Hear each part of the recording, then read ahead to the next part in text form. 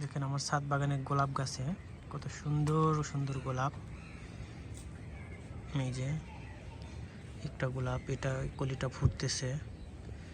আর অনেকগুলো গোলাপের কালার আছে। এইখানে আর একটা কলি এসেছে, এটা ফুটে যাবে কিছুদিনের মধ্যেই। এই পাশে আর একটা গোলাপ গাছ আছে। যে এই গোলাপ গাছগুলো দেখেন কত সুন্দর হয়েছে এবং অনেকগুলো কলি আছে। আপনারা যদি দেখেন,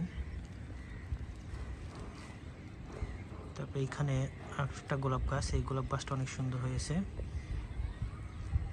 এখানে অনেকগুলো কুশি আছে, কলি আছে। যে এইখানে দেখা যাচ্ছে অনেকগুলো, 3টা কলি আছে আমার। এই কলিটা দেখেন কত সুন্দর, একটা জায়গায় 3টা কলি। এটা দেখে কার না ভালো লাগবে বলেন? যারা ফুল প্রেমী তাদের অবশ্যই এটা ভালো লাগবে। তারপর এই পাশে আমার আর একটা গোলাপ আছে, এটাকে অনেকটাই গোলাপি, হালকা গোলাপি বা পিঙ্ক বলে। আপনারা দেখেন এই কালারটা আসলে কি কালার, আপনারা কমেন্ট করে জানান। আসলে আমি একটু কালারের বিষয়ে একটু মনে কম থাকে আমার কালারগুলো। এই দেখেন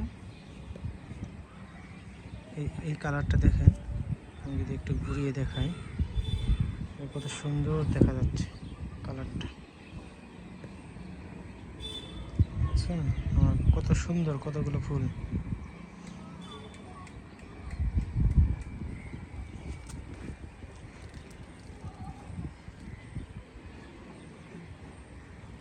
তারপরে এই পাশে আমার আরেকটা গোলাপ গাছ আছে, যেটা মাল্টি কালার। এটা অনেকগুলো কালার হয়। দেখেন একই গাছে, একটা গাছে এই ফুলটা দেখেন কত সুন্দর।